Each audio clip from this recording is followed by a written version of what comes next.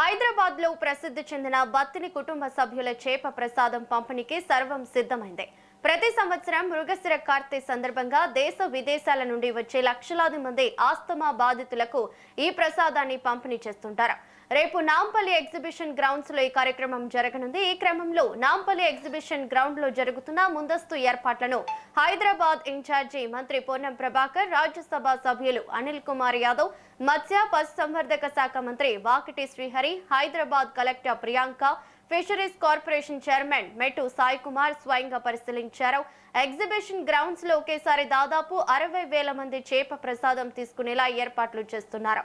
తెలంగాణతో పాటు దేశంలోని పలు రాష్ట్రాల నుండి, విదేశాల నుండి లక్షలాది మంది ఆస్తమా బాధితులు తరలివచ్చే అవకాశం ఉండటంతో అధికారులు అన్ని జాగ్రత్తలు తీసుకుంటున్నారు. శాంతి భద్రతల దృష్ట్యా పోలీసులు పటిష్ట బందోబస్తు ఏర్పాటు చేయగా అత్యవసర సేవల కోసం అంబులెన్స్లు, అవసరమైన మందులు, సిపిఆర్ శిక్షణ పొందిన వైద్య సిబ్బంది మరియు వాలంటీర్లను అందుబాటులో ఉంచారు.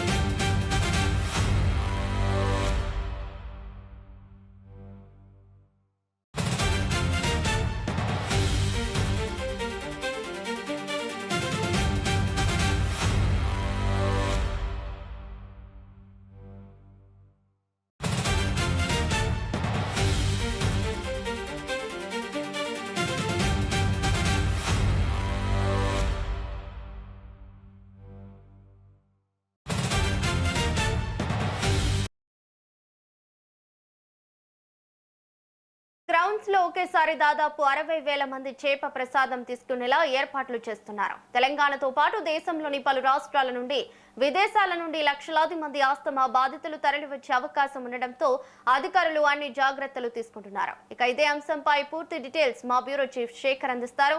శేఖర్, చెప్పండి.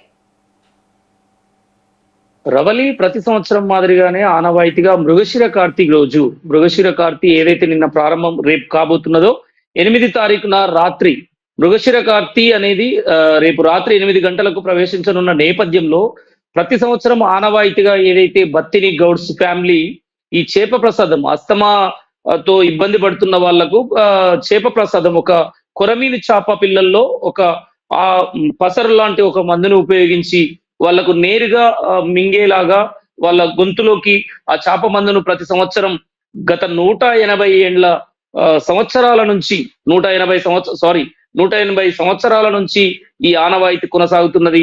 దాన్ని కంటిన్యూ చేస్తూ మరోసారి రేపు రాత్రి 8 గంటలకు ఈ చేప ప్రసాదం మందు మాత్రం పంపిణీ కార్యక్రమానికి సర్వం సిద్ధమైంది.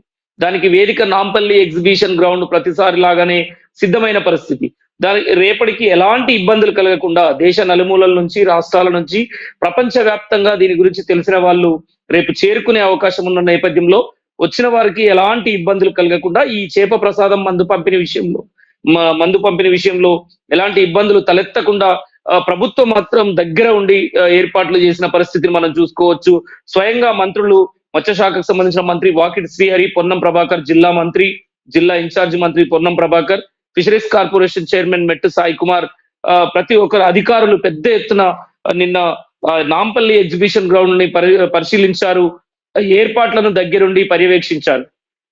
వచ్చిన ఎవరైతే చేప మందు ప్రసాదం కోసం వచ్చిన ప్రజలకు ఎలాంటి ఇబ్బందులు కలగకుండా వాళ్లకు అన్ని సౌకర్యాలు అందుబాటులో ఉండేలాగా అసలే అంటే ఒక బారికేడ్లను ఏర్పాటు చేసి ఒక సీరియల్ క్రమంలో వచ్చే విధంగా అనేక స్టాళ్ల రూపంలో ఏర్పాటు చేసి బారికేడ్లు లైన్స్ ని ఏర్పాటు చేసిన పరిస్థితి. దానికోసం ప్రత్యేకంగా వాలంటీర్ సిస్టమ్ ని ఏర్పాటు చేశారు.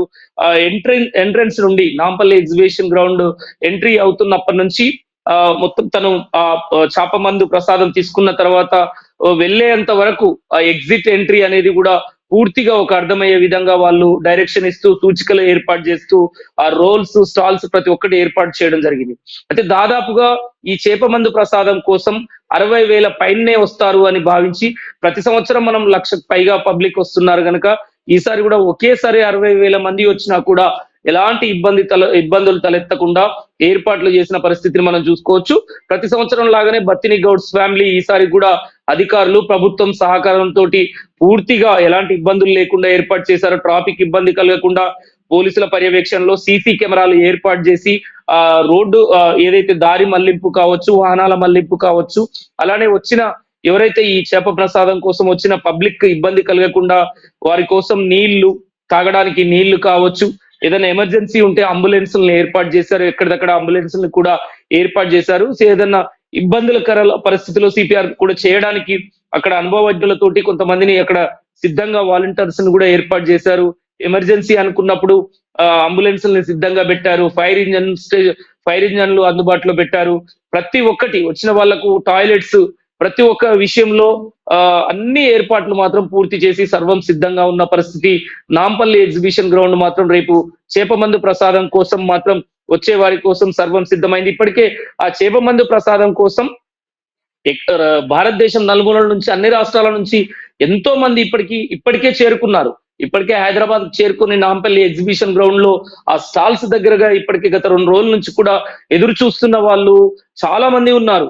ఆ పెద్ద ఎత్తున లైన్లలో ఎలాంటి ఇబ్బందులు తలెత్తకుండా వారి కోసం అన్ని సౌకర్యాలు మాత్రం లోపలికి వెళ్ళడానికి, బయటికి రావడానికి ఎలాంటి ఇబ్బందులు కలగకుండా, ఎలాంటి ఇబ్బందులు తలెత్తకుండా ప్రతి ఒక్కటి క్షుణ్ణంగా మంత్రులు నిన్న దగ్గరుండి డైరెక్షన్లు అధికారులకు సూచన చేశారు.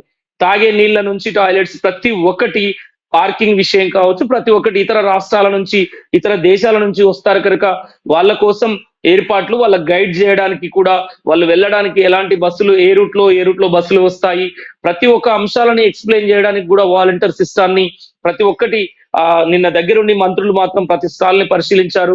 అయితే దీనికోసం 60,000 పైన ఒకేసారి అయినా చేపమందు ప్రసాదం పంపిణీ చేయడానికి ఇప్పటికే ఒక నీళ్ల ట్యాంకులతోటి కొరమీను ఫిష్ వాడతారు.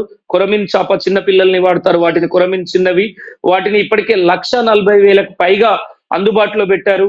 1,00,000కు పైగా వచ్చినా కూడా ఈ అస్తమా బాధితులు ఎవరైతే 1,00,000కు పైగా వచ్చినా కూడా ఈ చేపమందు ప్రసాదాన్ని వాళ్ళకి ఇవ్వడానికి 1,40,000 చేప పిల్లల్ని అందుబాటులో పెట్టుకున్న పరిస్థితి ట్యాంకుల రూపంలో మనం చూసుకోవచ్చు.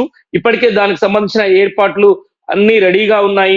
అయితే శాస్త్రీయ పరంగా మాత్రం దీన్ని సైంటిఫిక్ పరంగా, వైద్య పరంగా ధృవీకరించినప్పటికీ తెలంగాణలో ఒక ఆనవాయితీగా చూసుకోవచ్చు దీన్ని. ఇక్కడ ప్రజలకు ఒక నమ్మకంతో కూడుకున్నది.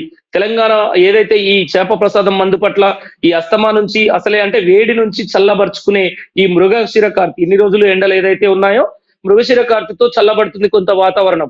వేడి నుంచి చల్లలోకి మారి చల్లటి వాతావరణంలోకి మారేదాన్ని మృగశిర కార్తిగా భావించి రేపు మృగశిర కార్తి రేపు రాత్రి ముహూర్తం 8 గంటలకు ప్రవేశిస్తుందని వాళ్ళు చెప్పడంతో ఆ రాత్రి 8 గంటల నుంచే రేపు రాత్రి 8 గంటల నుంచే ఈ చేపమందు ప్రసాదం వితరణ కార్యక్రమం మాత్రం రేపు ప్రారంభం అవుతుంది రాత్రి 8 గంటలకు. ఇందులో పబ్లిక్ కూడా అందరికీ ఒకేసారి రేపు ఒక్కరోజే నైట్ ప్రారంభమై ఉదయం వరకు అయిపోతుంది అని చెప్పి భయాందోళన చెందాల్సిన అవసరం లేదు, గాబరా పడాల్సిన అవసరం లేదు. నెక్స్ట్ డే కూడా 9వ తారీఖున కూడా కొనసాగుతుంది. అందరికీ సరిపడా చేప పిల్లలు, మందు అందుబాటులో ఉన్నాయి కనుక ఎవరు కంగారు పడాల్సిన అవసరం లేదని పదే అక్కడ బత్తిని సోదరులు కావచ్చు, ఆ బత్తిని ఫ్యామిలీ, అధికారులు, మంత్రులు, తెలంగాణ ప్రభుత్వం కూడా చెప్తున్న పరిస్థితి. 9వ తారీఖు కూడా కంటిన్యూ అవుతుంది. ఎవరైతే రాష్ట్రాల నుంచి, ఇతర రాష్ట్రాల నుంచి కూడా ప్రయాణం చేసి వచ్చి ఉంటారు కనుక వాళ్ళ కోసం ఖచ్చితంగా అన్ని అందుబాటులో ఉన్నాయి. వాళ్ళ కోసం ఖచ్చితంగా చేపమందు ప్రసాదం ఇచ్చిన తర్వాతనే పంపిస్తాము. ఎవరు ఆందోళన చెందాల్సిన అవసరం లేదు.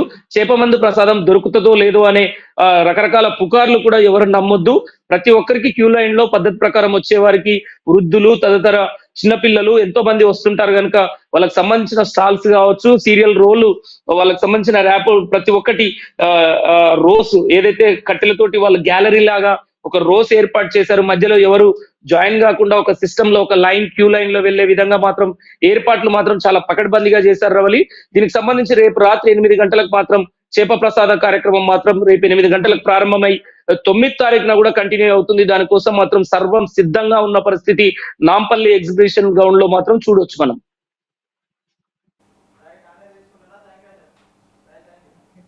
Right, thank you Shekhar.